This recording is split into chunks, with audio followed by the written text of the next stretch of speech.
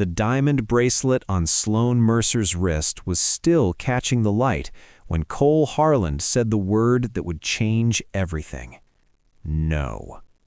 Sloane Mercer had never been rejected, not in boardrooms where she'd crushed veteran investors twice her age, not in life where doors opened before she reached them, and certainly not by a bartender working the evening shift in an upscale downtown lounge. Her perfectly manicured hand hung in the air between them, her invitation to dinner dissolving into stunned silence. Around them, the lounge continued its Thursday night rhythm, crystal clinking against crystal, low conversations punctuated by knowing laughter. But in that moment, the world narrowed to two people and one impossible word. Sloane's eyes flashed with something dangerous, wounded pride mixed with sudden burning curiosity. She leaned forward slightly, the silk of her yellow dress catching the amber light, her voice dropping to a whisper that somehow carried more weight than a shout. "You're making a mistake." Cole met her gaze without flinching, his dark eyes holding a depth she hadn't expected, the kind that comes not from books or boardrooms, but from nights spent holding a sick child and mornings that start before dawn. "Maybe," he said quietly, setting down the wine glass he'd been polishing, "but it's mine to make." If you're watching this story unfold, drop a comment with your city below and hit that like button. I want to see how far this tale of pride, walls we build, and unexpected connections travels across the world. To Sloane, Cole was a puzzle she couldn't solve with money or power, a man who looked at her billion-dollar empire and saw only another way to avoid what mattered. To Cole, Sloane was a storm he couldn't afford to let into his daughter's fragile world, a beautiful disaster waiting to happen when she got bored with playing house. The bet was silent at first, unspoken but inevitable. She thought he was just another man who'd crumble under real pressure.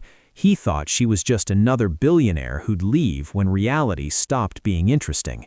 Neither of them knew that 5 minutes would become 3 years, or that winning would mean losing everything they thought they wanted. Sloane's signature on the contract was worth $200 million, delivered with a Mont Blanc pen that cost more than most people earned in a month. The three men across the conference table exhaled in unison, their relief palpable in the climate-controlled air of the 42nd floor. She'd made them work for it, shaving another 8% off their proposed equity split in the final hour, because that's what winners did. They took what the other side didn't realize they were offering. "Pleasure doing business, gentlemen." She stood, extending her hand to each of them with the practiced warmth that conveyed respect without friendship. Her assistant, Jeremy, was already at the door with her coat and tablet, the next meeting loaded and ready. By 11:47, she was alone. The penthouse welcomed her with the kind of silence that expensive real estate provides, triple-pane windows that turned the city below into a pantomime of movement without sound. Sloane set her bag on the marble console, her heels clicking against Italian tile as she moved through rooms designed by someone who'd won awards for understanding space and light. Everything was exactly as she'd left it that morning, exactly as it had been yesterday, as it would be tomorrow. She poured herself a glass of wine that cost more per bottle than most people's car payments and stood at the floor-to-ceiling windows, looking down at a city she'd conquered, feeling the steady rhythm of her own heartbeat in the quiet. Somewhere far below, people were living messy, chaotic lives full of noise and need and connection. Up here, she had everything she'd worked for and nothing she hadn't planned. The wine tasted perfect. The view was stunning. The silence pressed against her ears like a physical thing. Cole's morning began with the acrid smell of burning toast and his daughter's wail of despair from the bathroom. "Daddy, I can't find it. I can't go to school without it." Lily's voice carried that particular pitch of 7-year-old crisis that made it impossible to determine if this was about a lost toy or the end of the world. He abandoned the smoking toaster, cursing under his breath as he jogged down the narrow hallway of their two-bedroom apartment. Lily stood in front of the bathroom mirror, her dark hair half-brushed, tears streaming down her face as she clutched a single pink ribbon. "Baby, what's wrong?" "The matching one, the other pink ribbon.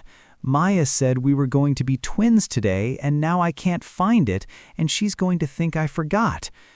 The words tumbled out between sobs, each one hitting Cole with the weight of knowing this mattered deeply to someone he'd die for.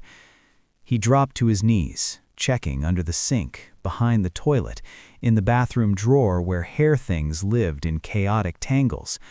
Nothing. Okay, let's think. Where did you have it last?" "I don't know." Fresh tears.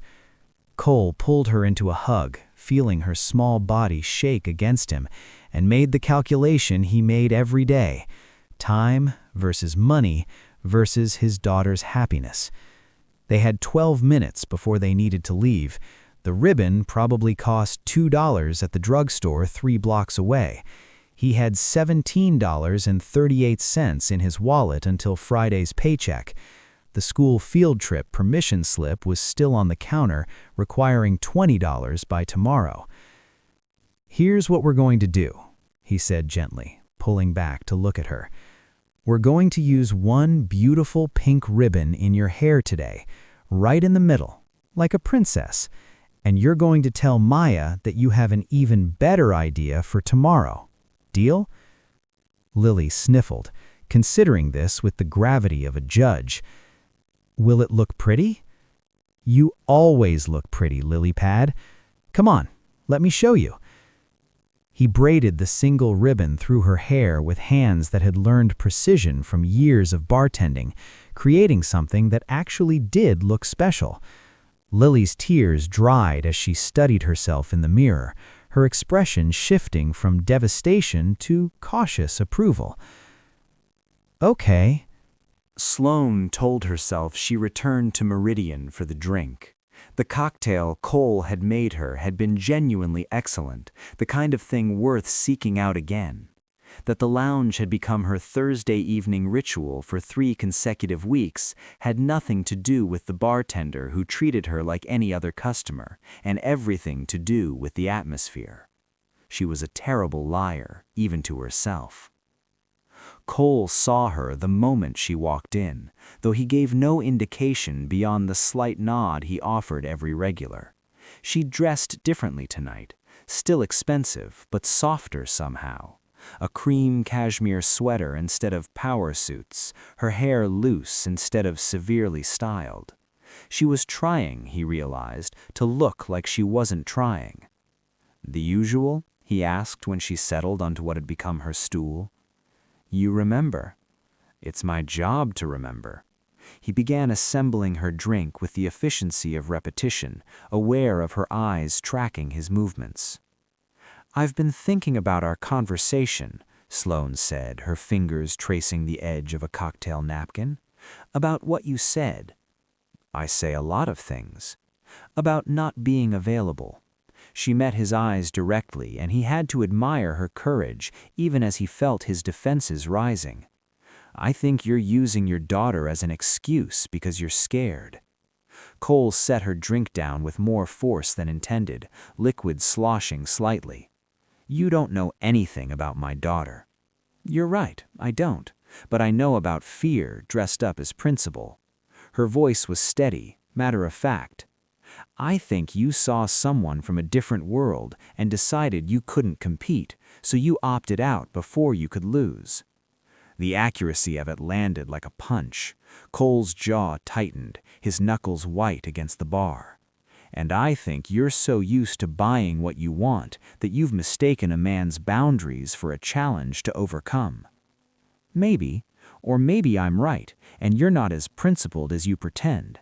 I bet you couldn't last 5 minutes in my boardroom. You'd see how real decisions get made and realize you're out of your depth." Something dangerous flickered in Cole's expression. "Is that what you think? That your world is harder than mine?" I think you've never had to negotiate a $100 million deal where one wrong word costs people their livelihoods. And I think you've never had to choose between groceries and your child's field trip. The words came out harder than he'd intended, sharp with the accumulated weight of 1,000 small humiliations. I think you've never packed a lunch at midnight because it's cheaper than school cafeteria food, or explained to a 7-year-old why she can't have new shoes when her classmates are wearing Nikes. Sloane flinched but didn't look away. Then prove it. One day in my world, if you survive it, I'll admit I was wrong. And when you can't handle one night in mine, Cole countered, his voice dropping low, what then? Then I'll admit I don't know everything.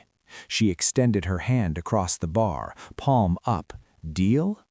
Cole stared at her hand, at the manicured nails and the absence of calluses, at the confidence that came from never truly failing at anything that mattered. He thought about Lily asking why they couldn't go on vacation like her friend Emma's family. He thought about the permission slip still sitting unsigned on his counter. He thought about this woman who looked at him like a puzzle to solve, rather than a person with a life that worked precisely because he protected it so carefully. He should walk away. Everything in him screamed to maintain the boundary he'd drawn. Instead, he took her hand. Her skin was soft, warm, and the contact sent something electric through him that had nothing to do with winning and everything to do with the terrifying possibility that she might be right about his fear. Saturday, he said, your world, first, 8 a.m. And Sunday morning, Sloane replied, her grip firm, 6 a.m. Deal. They shook, both already planning how they'd prove the other wrong, neither realizing they'd just agreed to show each other the truths they'd been hiding from themselves. Cole had worn his best suit, the one he'd bought for his ex-wife's cousin's wedding 4 years ago. It still fit, barely, though the cuffs were slightly frayed where he'd pulled at them during nervous moments. Standing in the lobby of Mercer Capital at 7:53 on Saturday morning, he felt every thread of the $20 that separated his outfit from the tailored perfection moving through the glass doors around him. Sloane met him in the marble-floored reception area, her expression professionally neutral. You came. I keep my word. He'd left Lily with Mrs. Chen from downstairs, a favor he'd have to repay with an extra shift he couldn't afford to turn down. The cost of pride, he thought, was always higher than expected. The elevator ride to the 42nd floor was silent, except for the nearly imperceptible hum of expensive engineering. Cole studied his reflection in the polished steel doors. His only suit, pressed carefully at midnight, already felt inadequate next to Sloane's effortless elegance in charcoal gray. The pitch starts in 5 minutes, Sloane said as they stepped into a conference room that was all glass and chrome and intimidation. Henderson Technologies is asking for $40 million, Series B funding.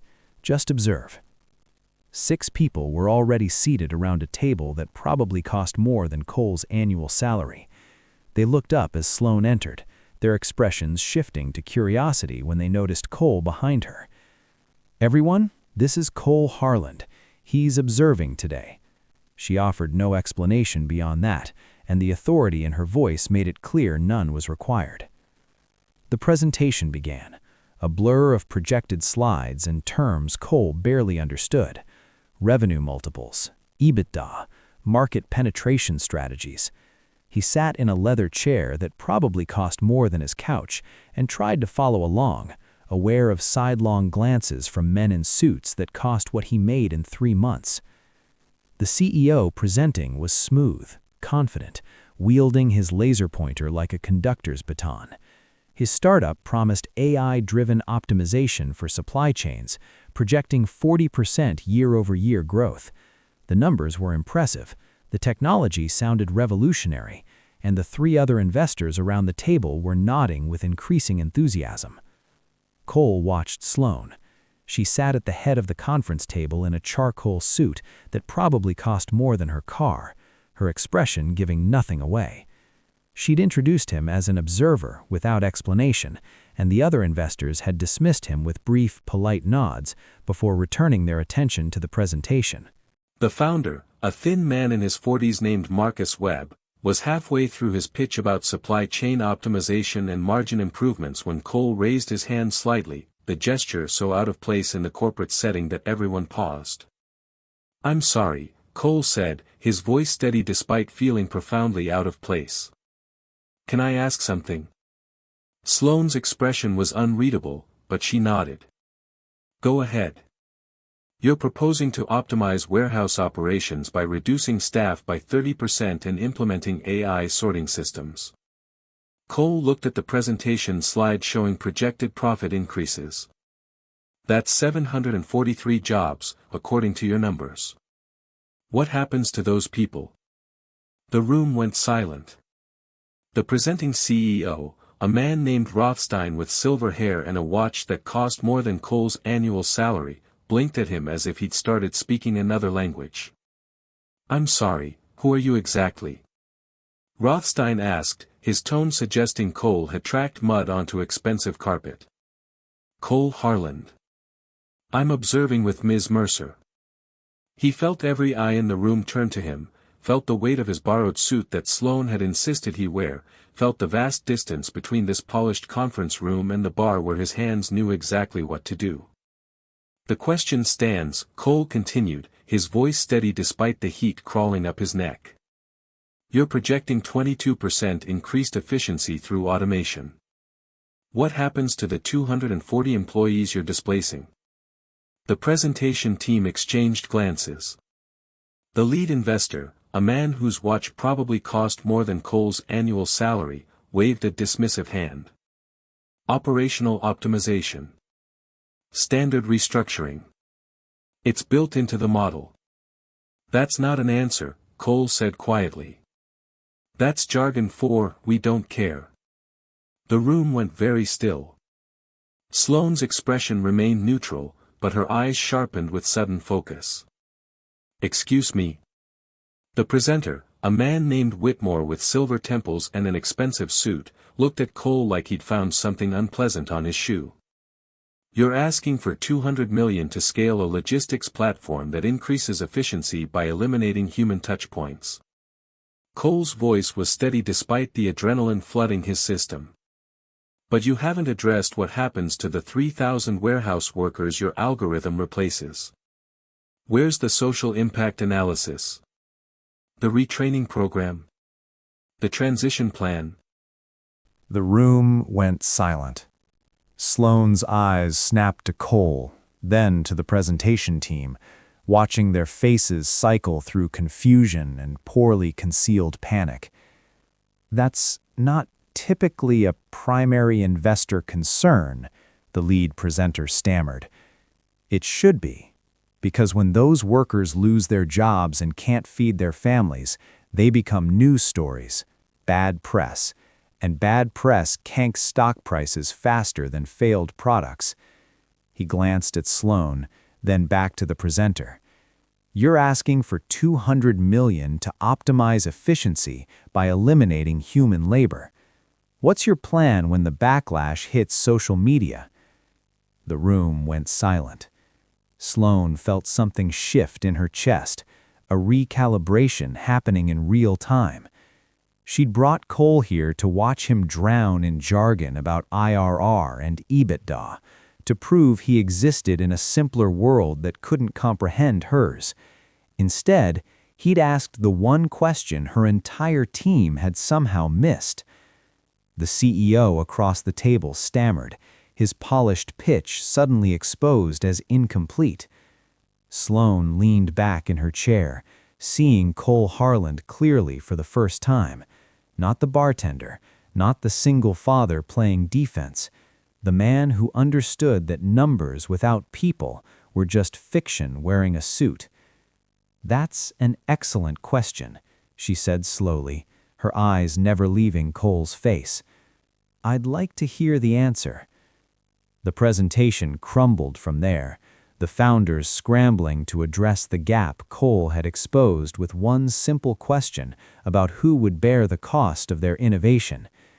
Sloane watched him sit quietly in his borrowed suit jacket, looking uncomfortable but not apologetic, and felt something shift in her chest that had nothing to do with the deal falling apart and everything to do with realizing she'd made a fundamental miscalculation.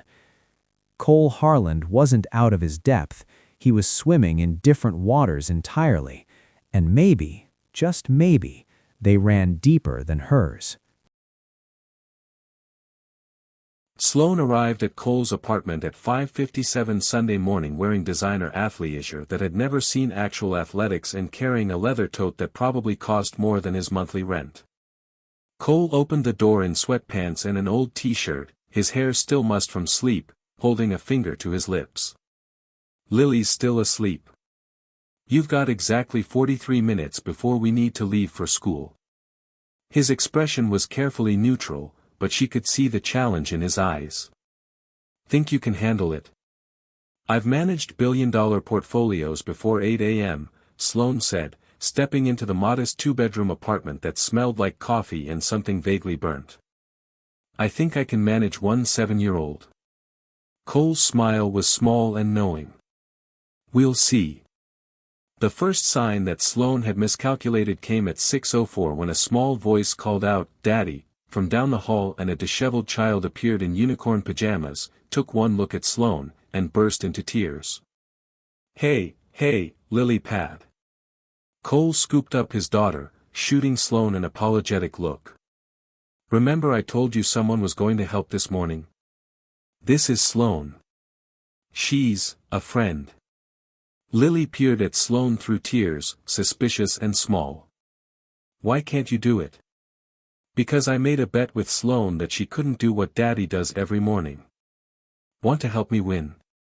Cole's voice was gentle, conspiratorial, and Sloane watched something shift in the child's expression, the dawning awareness that this stranger might fail in entertaining ways.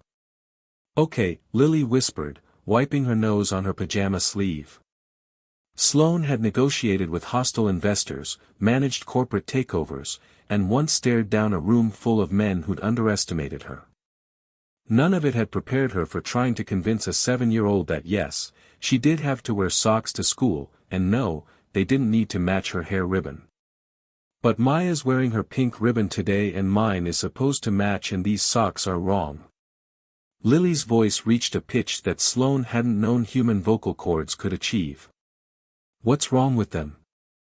Sloane held up two perfectly good white socks, her patience already fraying at 6:17 a.m. "They're not the same white. That one's brighter." Lily pointed with the conviction of someone identifying crucial evidence. Sloane squinted at the socks. They looked identical. She glanced at Cole, who sat at the small kitchen table with his coffee, not helping, his expression somewhere between amused and sympathetic. "They're both white," Sloane tried. "They're different whites." Fresh tears.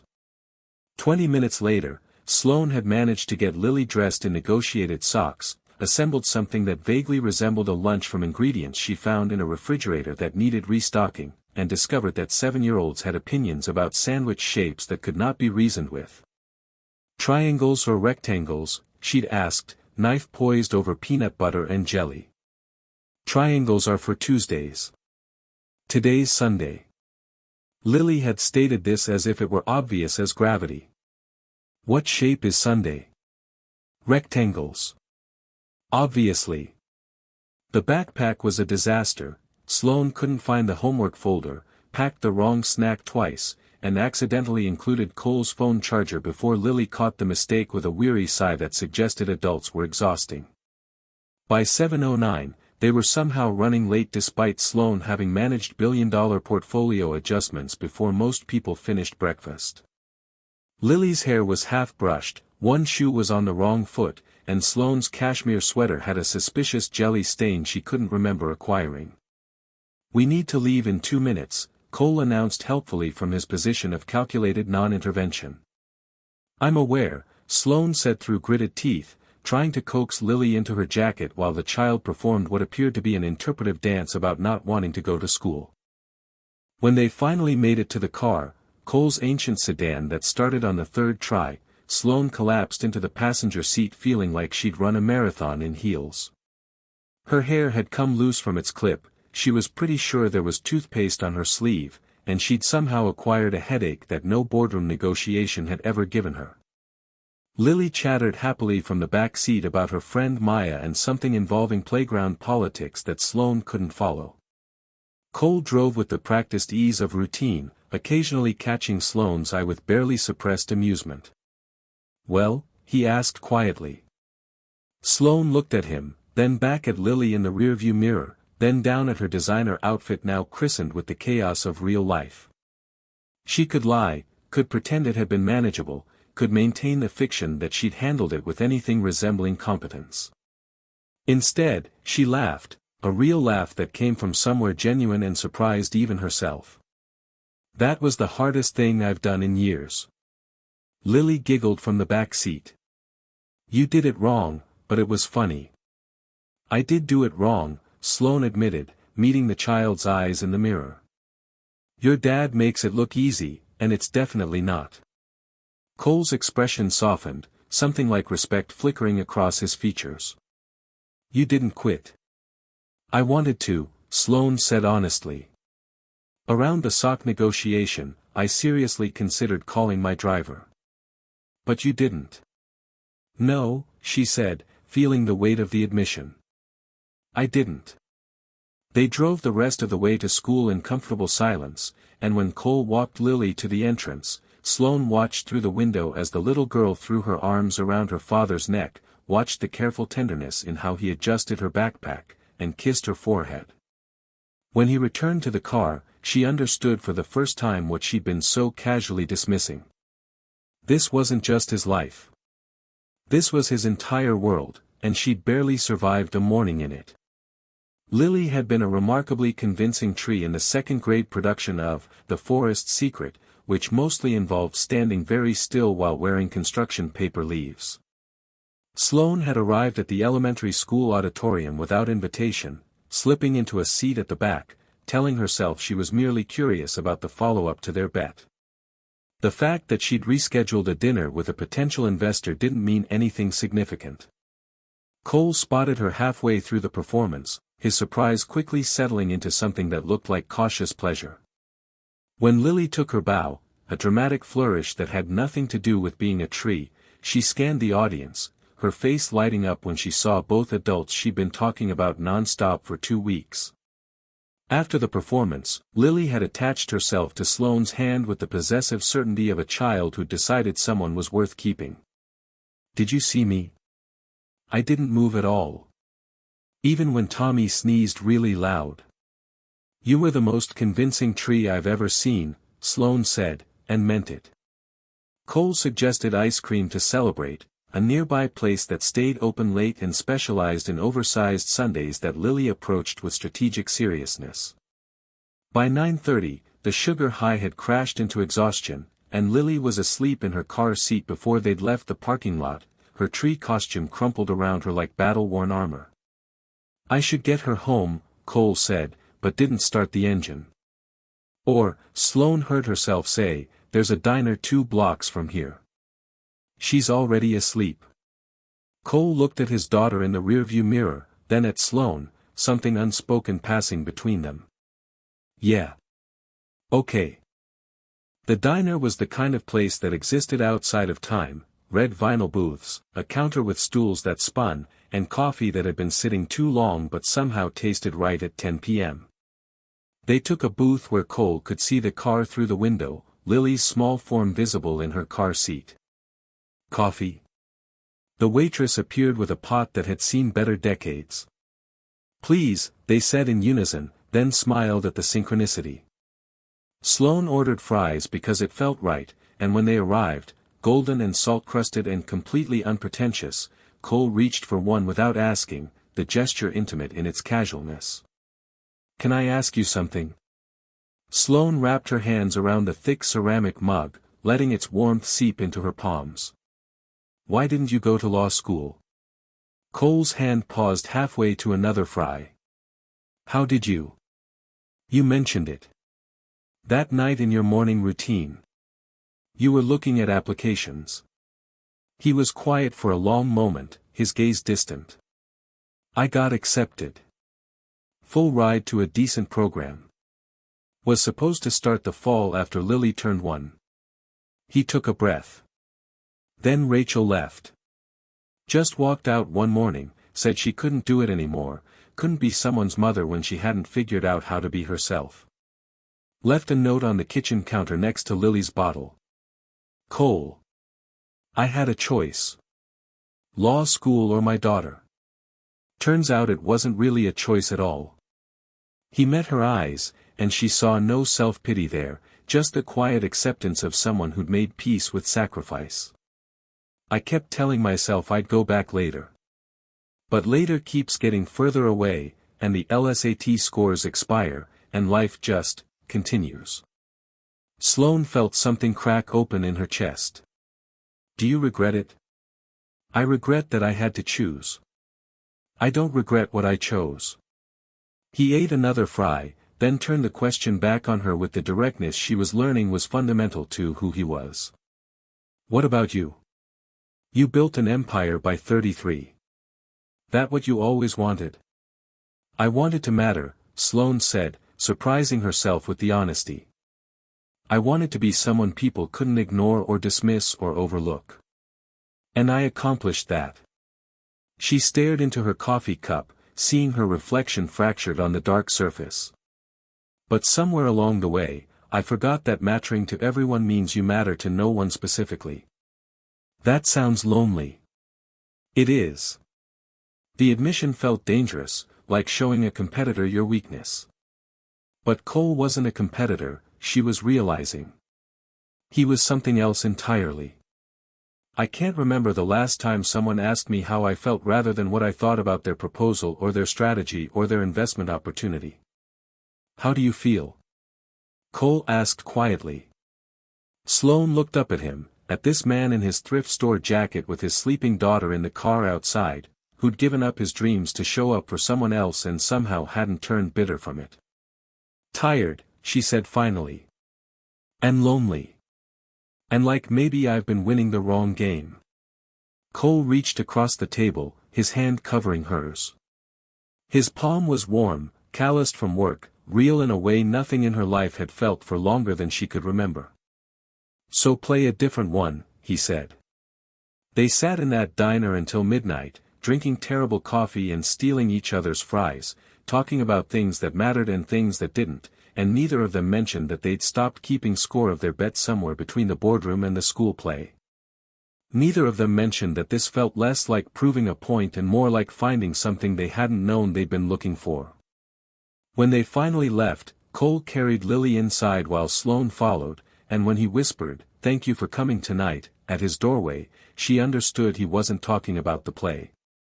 Anytime, she whispered back, and meant it more than any contract she'd ever signed. The Natural History Museum on a Saturday afternoon was exactly the kind of controlled chaos that made Cole comfortable, families navigating exhibits, children's voices echoing off high ceilings, the pleasant anonymity of being just another dad with his daughter. Sloane had suggested somewhere fancier, but Cole had been firm, if she was going to be part of Lily's world, it needed to be on Lily's terms. Sloane arrived 15 minutes early, wearing jeans that probably cost more than Cole's monthly grocery budget but looked appropriately casual, her hair pulled back in a way that made her seem younger, more approachable. She'd brought a small gift, a book about women scientists, and Cole watched Lily's face light up with the particular joy of a child who loves books and rarely gets new ones. "Thank you." Lily clutched the book to her chest, then looked up at Sloane with sudden shyness. "Do you want to see the dinosaurs? They're my favorite." "I would love to see the dinosaurs," Sloane said, and something in her voice made Cole's chest tighten, genuine interest without condescension, the tone of someone actually listening to a 7-year-old rather than humoring her. They wandered through exhibits, Lily narrating with the confidence of someone who'd memorized every placard. She explained the difference between herbivores and carnivores with passionate detail, showed Sloane her favorite fossil, and insisted they all make roaring sounds in front of the T-Rex skeleton, which Sloane did without hesitation, drawing laughs from nearby families. Cole hung back slightly, watching Sloane crouch to Lily's level to examine a trilobite fossil, watching his daughter's small hand slip into Sloane's without thought, watching the careful way this woman who commanded boardrooms navigated the far more delicate territory of a child's trust. They were sitting on a bench in the Hall of Mammals, Lily between them, eating the snacks Cole had packed, when the question came. Sloane. Lily's voice was small, her eyes fixed on the giraffe exhibit across from them. Yes, sweetie. Are you going to leave like my mommy did? The question landed like a physical blow. Cole felt his breath catch, felt the world narrow to this bench and this moment and his daughter's small voice asking the thing that haunted him every time he let anyone close. Sloane went very still beside him, her composure cracking for just an instant before she carefully, deliberately turned to face Lily. Why do you ask that? Sloane's voice was gentle, giving the question the weight it deserved. Because Daddy likes you.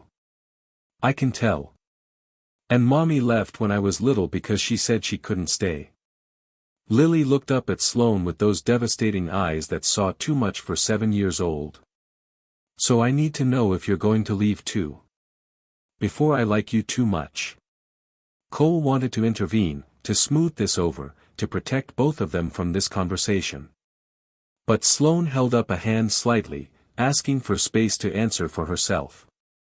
Lily, I don't know what's going to happen, Sloane said quietly, and Cole felt his heart sink at the honesty even as he respected it. I can't promise I'll never leave because that's not a promise anyone can really make. People change, life changes, and I don't want to lie to you. Lily's face started to crumple, and Sloane continued quickly. But I can promise that if I'm here, I'm really here. Not halfway, not pretending. And I can promise that if anything changes, it won't be because of you. You're not someone people leave because of who you are. You're someone people are lucky to know. She paused, choosing her words with the same care Cole had seen her use in the boardroom. Your mommy leaving wasn't about you not being enough. It was about her not knowing how to stay. Do you understand the difference? Lily considered this with the gravity of a judge. I think so. And to answer your question, I'm not planning to leave. I like being here. With you and your dad. But I need you to know that you can like me without being scared, okay? Because even if adults make mistakes, that's not your job to fix. Lily nodded slowly, then returned to her snacks as if she hadn't just asked the question that would keep both adults awake that night. Okay. Can we see the ocean room next? Absolutely, Sloane said, her voice only slightly unsteady. They continued through the museum, Lily's crisis apparently resolved with the mercurial ease of childhood. But when Cole caught Sloane's eye over his daughter's head as they examined a blue whale model, he saw something raw and uncertain there that matched what was churning in his own chest. Later, after they'd said goodbye and Cole had carried a sleepy Lily back to the car, his daughter mumbled against his shoulder, I like her, Daddy. Even if she might leave, is that okay? Yeah, Lily pad, Cole whispered, his throat tight. That's okay. But as he drove home through the late afternoon traffic, Lily's question echoed in his mind, and he realized it wasn't just his daughter who needed to know the answer. It was him too. Because somewhere between the bet and the diner and this afternoon at the museum, he'd stopped protecting his heart from Sloane Mercer, and that terrified him more than any rejection at a bar ever could. Rachel showed up on a Tuesday afternoon, unannounced, carrying a stuffed unicorn that probably cost more than Cole's weekly groceries and wearing the kind of outfit that suggested her new life was treating her well. Cole opened the door to find his ex-wife standing in the hallway of the apartment she'd abandoned, smiling like the past 4 years of absence could be erased with expensive gifts and good intentions. Hi, Cole. I know I should have called, but I was in town, and I thought, I really want to see Lily. The words came out rehearsed, and Cole felt something cold settle in his chest. It's been 4 years, Rachel. You don't get to just show up. She's my daughter too. Rachel's voice carried that edge of defensiveness he remembered too well, the one that said she was already prepared to be the victim in whatever conversation followed. Cole wanted to slam the door. Instead, he thought of Lily asking Sloane if she was going to leave, thought of the weight his daughter carried because one parent had chosen herself over staying, and he stepped aside. She gets out of school in an hour.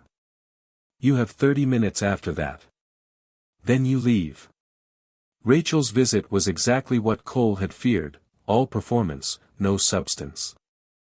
She'd brought gifts, told stories about her life in Portland with her new partner, asked Lily surface-level questions about school while checking her phone twice. Lily sat on the couch with the unicorn, confused and cautiously excited, her 7-year-old heart wanting to believe that mommy coming back meant something permanent even as her eyes kept darting to Cole for reassurance. When the 30 minutes ended, Rachel kissed Lily's forehead and promised to visit again soon, a promise Cole knew she wouldn't keep, and left with the same casual ease she'd arrived with, as if she'd merely stopped by a friend's house rather than detonated her daughter's emotional stability. Lily cried herself to sleep that night, asking why mommy didn't want to stay, why she wasn't enough, all the questions Cole had spent 4 years trying to answer.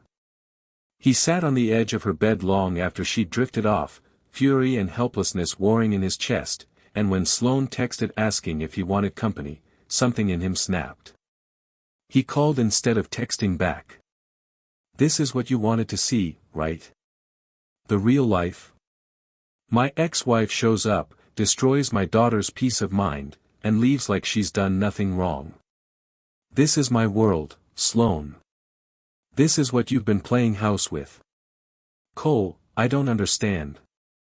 You don't understand because this isn't real to you. It's an experiment, a bet you made because you were bored with your actual life. His voice was harsh, words he'd been holding back spilling out with the accumulated weight of fear and exhaustion. You get to walk away whenever this stops being interesting. Lily doesn't. I don't. That's not fair. Fair. You want to talk about fair? Cole laughed, the sound bitter. You show up to the school play and the museum and you think that's what this is. But that's the easy part, Sloane. That's the performance. This, dealing with a 7-year-old who's crying because her mother doesn't love her enough to stay, this is the reality.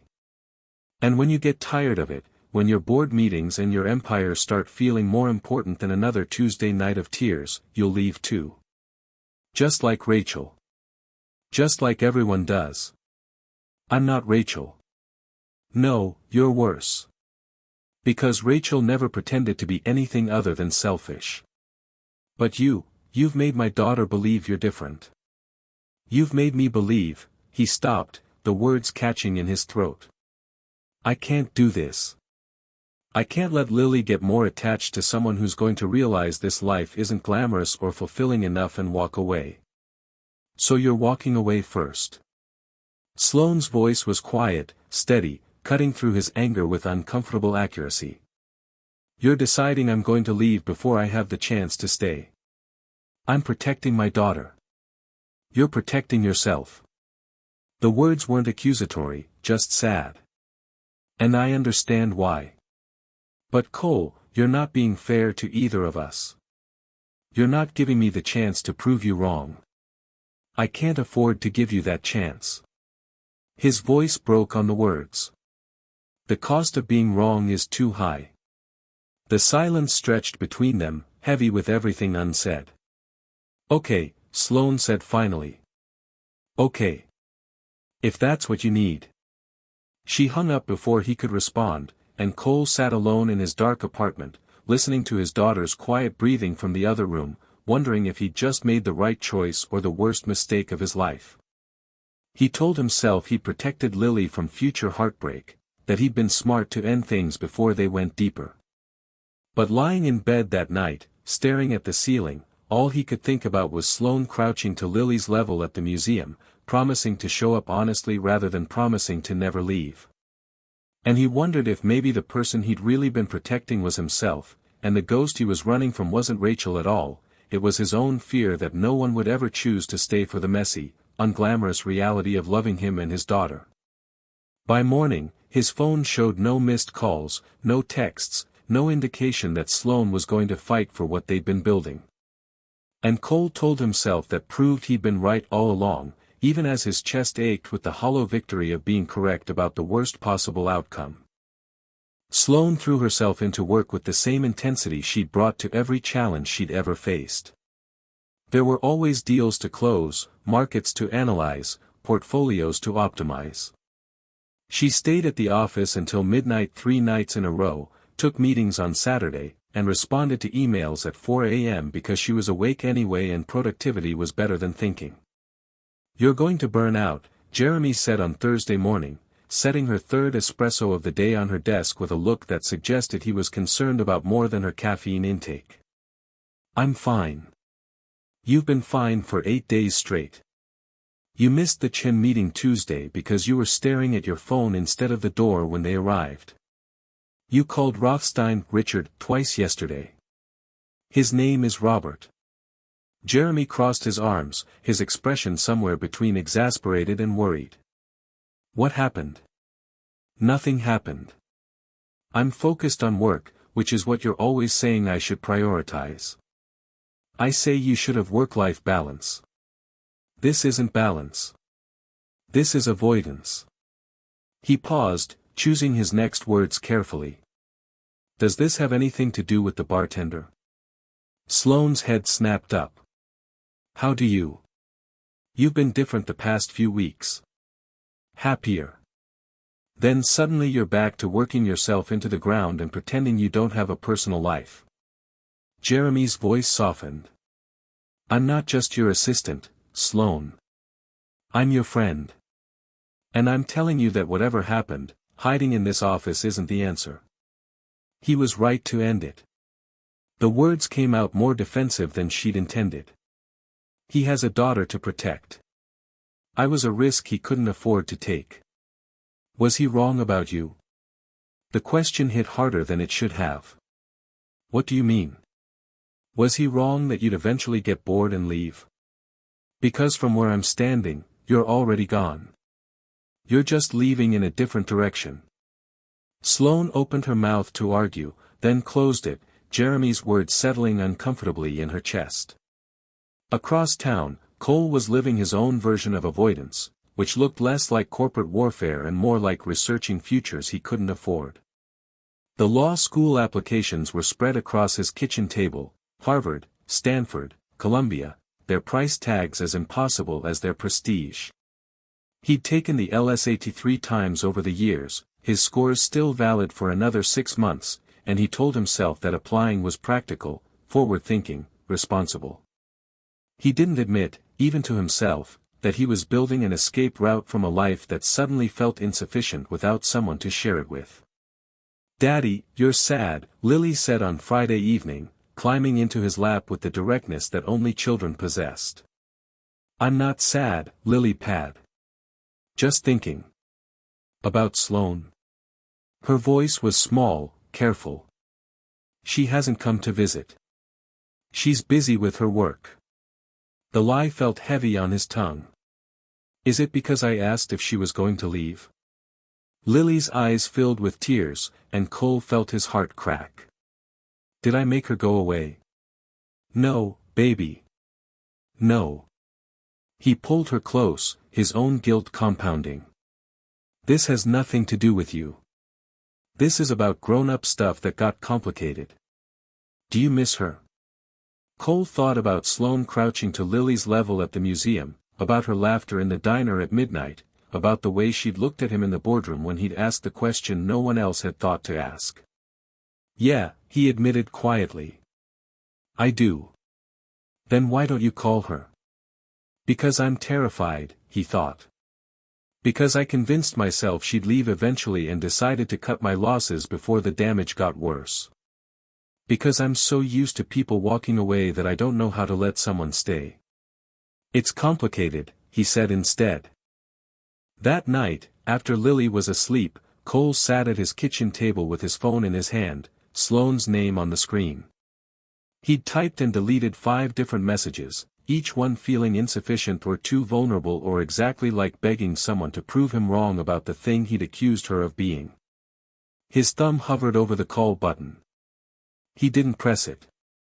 In her penthouse, Sloane sat at her own window with her own phone, Cole's contact information staring back at her.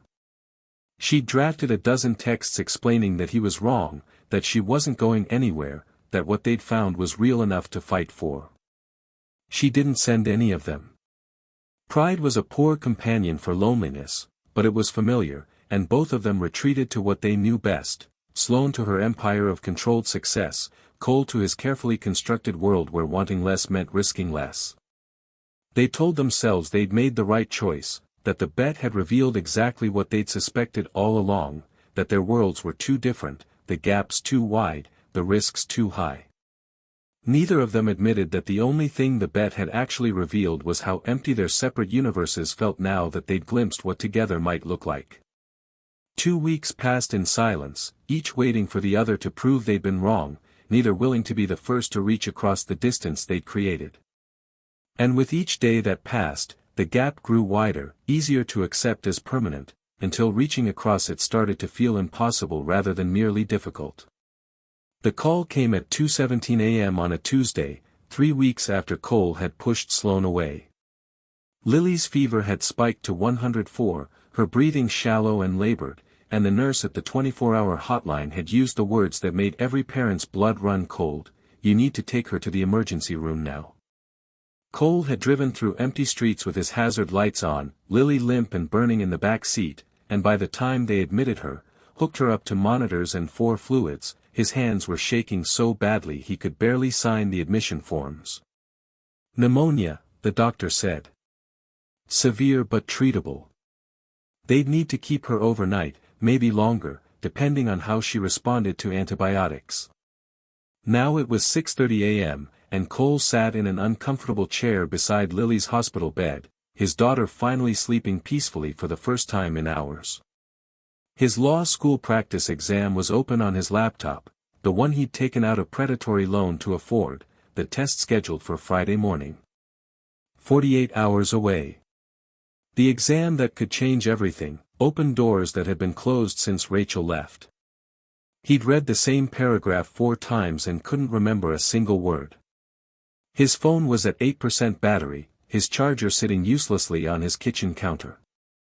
He had $17 in his wallet and a shift at Meridian he was supposed to work tonight that he'd have to call out from, losing money he desperately needed. The hospital coffee was $3 a cup, which meant he could afford 5 more cups before he'd need to choose between caffeine and parking. He put his head in his hands, exhaustion and fear and the weight of doing everything alone pressing down on him like physical force. Cole. He looked up to find Sloane standing in the doorway of Lily's hospital room. She wasn't wearing a power suit or designer clothes, just jeans and a sweater that looked slept in, her hair pulled back messily, her eyes tired and worried and entirely focused on him. She carried 2 large coffees from the good place near her building and a shopping bag he couldn't identify. "How did you?" "Mrs. Chen called me. She's on your emergency contact list at the school, and when you called her at 3 a.m., she thought I should know." Sloane stepped into the room, her voice quiet so as not to wake Lily. "Is she okay?" "Pneumonia. They think she'll be fine, but," his voice broke, weeks of holding everything together suddenly impossible to maintain. "I don't know how to do this. The exam is Friday, and I can't leave her, but if I miss it I'm out another year and another registration fee I don't have, and my phone is dying, and I..." Sloane set the coffees down on the small table beside him and pulled a phone charger from the shopping bag, plugging it into the wall outlet near his chair. Then she handed him one of the coffees, the expensive kind, still hot, and a bag of the breakfast sandwiches he'd mentioned once, in passing, were his favorite. "You're not in this alone," she said quietly, sitting down in the other chair, "unless you choose to be." Cole stared at her, at this woman he'd pushed away, who'd shown up at 6:30 in the morning with coffee and chargers and no grand gestures, just presence. "I told you to leave." "You did." And I respected that because you needed space to be angry and scared and to protect yourself however you needed to. Sloane met his eyes steadily. But your daughter is sick, you're exhausted, and you have an exam that matters. So I'm here. Not because you asked, but because showing up is what you do for people you care about, even when, especially when, they tell you not to. Sloane. You don't have to say anything right now. You don't have to make decisions about us or apologize or explain. Right now, you need to study for your exam and be here for Lily, and I'm going to help you do both. She pulled out her own laptop from the bag. I've already rescheduled your shift at Meridian. Mrs. Chen is going to pick up anything you need from your apartment. And I'm going to sit here and work quietly while you study, and when Lily wakes up, I'll be here for whatever she needs so you can focus. Why? The word came out broken, raw. After everything I said. Because you were right that I didn't understand what I was asking you to risk. But you were wrong about me leaving. Sloane's voice was steady, certain. I'm not your ex-wife, Cole. I'm not going to promise I'll never make mistakes or that this will be easy. But I'm also not going anywhere just because things got hard. That's not who I am, and it's insulting that you thought so little of me.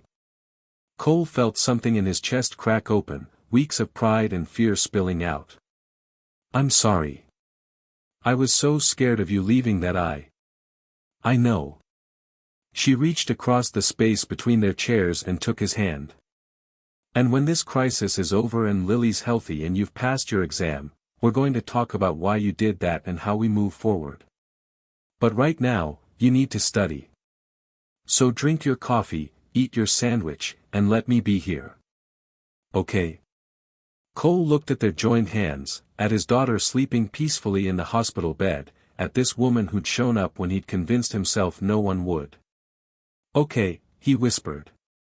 Sloane squeezed his hand once, then released it and opened her laptop, settling in like she planned to stay as long as necessary. And for the first time in 3 weeks, Cole felt like he could breathe. Chapter 10, The Long Game. 3 years had changed everything and nothing. The law school auditorium was packed with families celebrating their graduates, and Cole Harland sat among them in his cap and gown, scanning the crowd until he found them, Lily, now 10 years old and trying to look sophisticated in the dress Sloane had helped her pick out, and Sloane herself, recording everything on her phone with the enthusiasm of someone who'd learned that the small moments mattered more than the ones that made headlines. When they called his name, the applause from his section was embarrassingly loud. Lily stood on her chair, whooping with abandon, and Sloane's smile was so bright it made something in Cole's chest ache with the impossibility of having them, after so many years of believing he'd have to do everything alone. Later, after the ceremony and the photos and the congratulations from classmates he'd studied with through late nights and early mornings, they went to Meridian. Cole had called ahead, asked Marcus, the manager who'd given him a chance 6 years ago, if they could come by. The lounge was quieter on a Tuesday afternoon, elegant and familiar, and when they walked in, the current bartender looked up with recognition. Cole. Heard you graduated. Congratulations, man. James had taken over Cole's old shifts 2 years ago when law school had demanded more time than bartending allowed.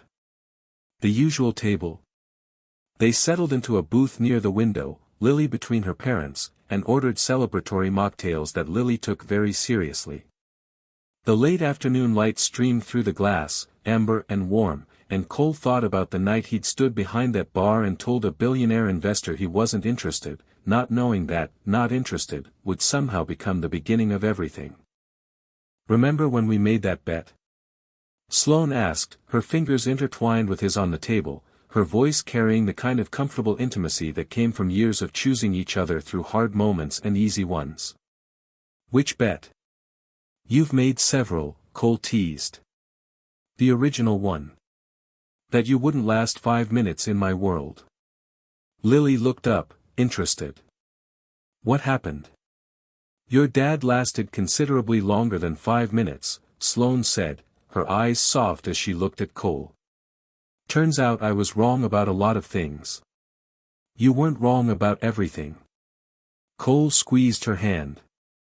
I was terrified in that boardroom. But you asked the right questions. Sloane had stepped back from the daily operations of Mercer Capital 18 months ago, restructuring her role to focus on strategic oversight that allowed her to be present for school plays and family dinners and the 1,000 small moments that built a life together. She still closed major deals, still commanded respect in every room she entered, but she'd learned that presence was a different kind of power than control. James brought their drinks over, smiling at the scene. So Cole, how's it feel to win the bet? She said you wouldn't last 5 minutes in her world, right?